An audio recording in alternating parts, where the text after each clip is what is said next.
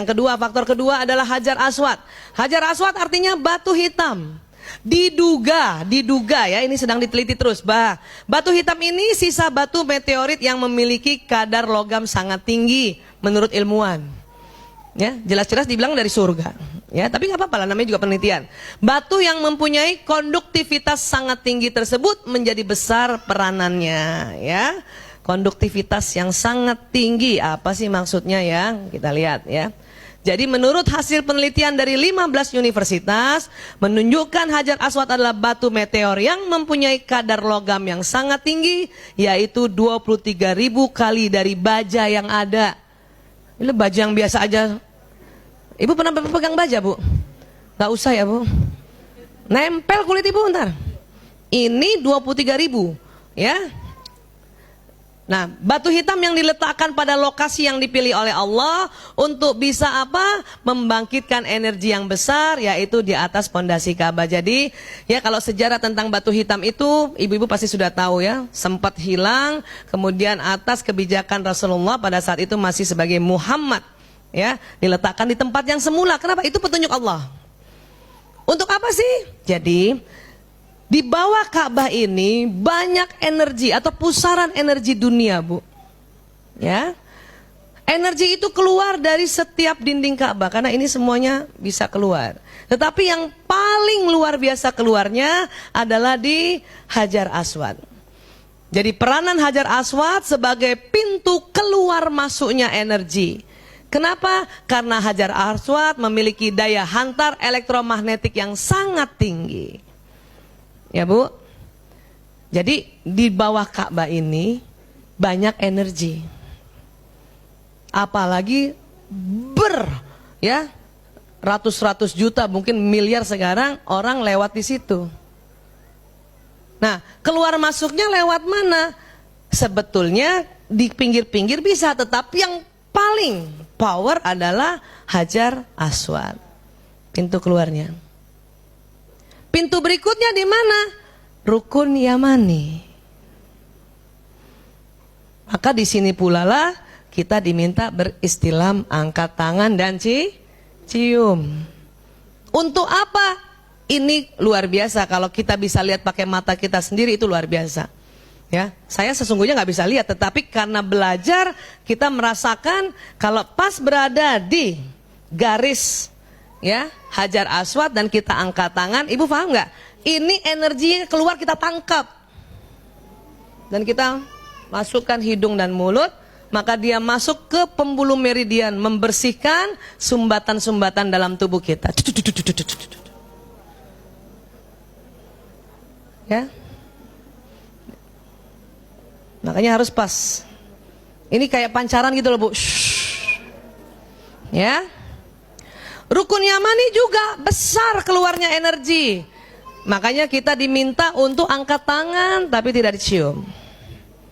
Ya, angkat tangan istilah. Pinggir-pinggir juga keluar, tetapi paling besar Hajar Aswad dan Rukun Yamani. Yes, jadi dia keluar energi dari sini, Bu. Kebayang nggak, Bu? Ini agak sulit kita bicara karena ini ngomong energi. Cuman kita bayang-bayangin aja ya. Ada keluar energi, cut, ibu tangkap. Kok bisa ditangkap, Bu Aisyah? Karena kita punya pembuluh energi. Ya, tangkap, masukkan, tutup hidung. Ya, bahkan di mulut. Ya walaupun nggak usah bunyi ya, Bu. Cuman kayaknya cinta banget gitu. Asik. Ya, bismillahirrahmanirrahim. Aduh. Kenapa itu energi baru yang keluar dari pusaran dunia untuk masuk ke pembuluh energi kita? Bayangin dia masuk di dalam pembuluh itu, dia bersihkan yang sumbat-sumbat, Bu. Apa sih sumbatannya, Bu Aisyah? Kesel nyumbat, marah nyumbat, sedih nyumbat. Ya, di mana nyumbatnya? Nggak tahu, Bu, karena pembuluh energi banyak. Kadang nyangkut di leher, jadi pegel lehernya. Kadang nyangkut di pundak. Makanya kita datang ke sana untuk salah satu hikmahnya membersihkan. Ya, asik ya, Bu. Makanya ntar saya mau peluk satu-satu tuh, siapa yang berangkat umroh kemarin? Ya. Jadi energi Ka'bah mengalir deras pada bagian Hajar Aswad ini dan menyinari orang-orang yang berada di dekatnya. Meskipun energi itu juga memancar dari bagian-bagian Ka'bah yang lain, akan tetapi yang paling besar adalah yang terpancar dari Hajar Aswad. Di situ pula letaknya Multazam, satu tempat dekat Ka'bah antara Hajar Aswad dan pintu Ka'bah. Kenapa? Karena tempat situ yang paling besar itu. Jadi energi, Ibu pernah belajar fisika ya Bu? Kan dia begini kan? Ya? Dia begini. Pung. Dan paling besar sumbernya itu yang kena pintunya. Di situ makanya mengapa ya? Mustajab doa. Doa itu apa sih Bu? Doa itu kan permohonan, omongan kita. Nah, dibawa oleh energi, di broadcast istilahnya kalau bahasa HP itu. Rabbana atina fid dunya hasanah, pum lari ke sana. Ya. Antara Rukun Yamani sampai Hajar Aswad, makanya ya doanya paling keren itu Rabbana atina fid dunya hasanah wa fil akhirati hasanah wa qina azabannar. Kenapa? Karena dari Rukun Yamani sampai Hajar Aswad itu ya, itu energinya luar biasa dari ujung sana sampai ujung sini. Gitu. Ya. Ini ada sebuah hadis, aku tidak pernah melihat Rasulullah SAW mengusap yang lainnya di Ka'bah selain dua rukun, yaitu Rukun Yamani dan Hajar Aswad. Ini hadisnya riwayat Bukhari. Sesungguhnya mengusap keduanya, ya ini Hajar Aswad dan Rukun Yamani, dapat menghapus dosa-dosa. Kalau dari tinjauan bioenergi tadi Bu, kan dosa itu kan sesuatu yang kita lakukan dan kita menyesal. Mungkin kemarahan kah, mungkin kesebelan kah, atau kejengkelan. Dia nyumbat di pembuluh meridian kita Bu. Makanya tangkap energinya, masukkan di mulut, bersihkan dia. Luntur saat itu juga. Lewat mana? Pembuluh meridian kaki-kaki, telapak kaki kita. Kalau darah nggak bisa gitu. Kenapa? Darah pembuluhnya tertutup. Kalau energi pembuluhnya terbuka. Di mana terbukanya? Di titik-titik tadi. Dan titik-titik tadi kayak bulatan yang selalu bergerak ke kiri, ke kanan, ke kiri. Dan pada saat bertawaf, ya, kan kita jalannya ke kiri kan Bu? Nah, bulatan cakra kita langsung yang tadinya nyumbat itu juga jalannya ke kiri.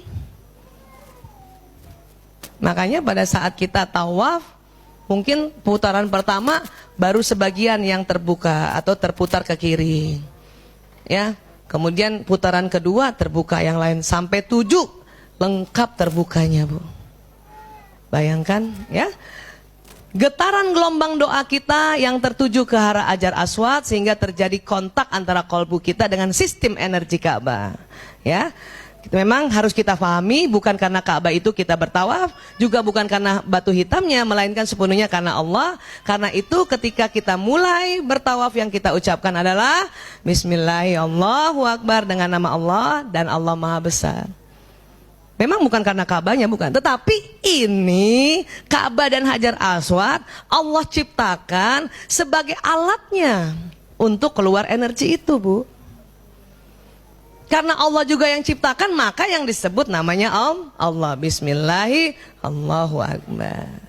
Tetapi ini alat-alat, benda-benda yang sebagai ya alat atau perantara antara pusaran energi dunia dengan kita manusia. Keluar, ya itu luar biasanya. Hajar Aswad pun dari surga berwarna lebih putih awalnya daripada salju, lalu berubah warnanya jadi hitam akibat dosa-dosa Bani Adam. Tadinya putih kayak salju Bu, lebih putih dari salju. Kan kita di situ berjuta-juta orang ngangkat tangan, tarik-tarikan, kita dibersihkan, ya.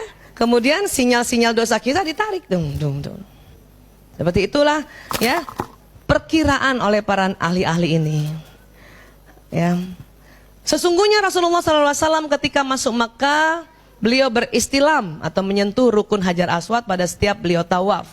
Hadis riwayat An-Nasai. Tetapi apabila tidak memungkinkan untuk mencium karena penuh dengan jamaah, maka tidak disunahkan untuk berdesakan, cukup dengan melambaikan tangan. Jadi nggak usah ngotot di situ ya Bu, bahkan bayar.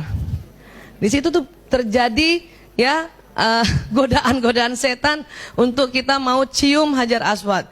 Dikala rame sekali ya Allah Bu, daripada ibu kepencet atau ngencet orang lain, memang sudah diminta untuk dari jauh saja.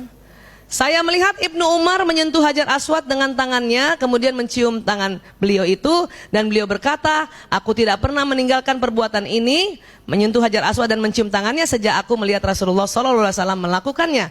Hadis riwayat Muslim. Ya. Aku mendengar seseorang bertanya kepada Ibnu Umar tentang Hajar Aswad. Beliau menjawab, aku melihat Rasulullah SAW beristilam dan menciumnya. Seorang bertanya, apa pendapatmu apabila suatu saat penuh atau berdesakan? Ibnu Umar berkata, aku melihat Rasulullah SAW hanya melambai dan menciumnya.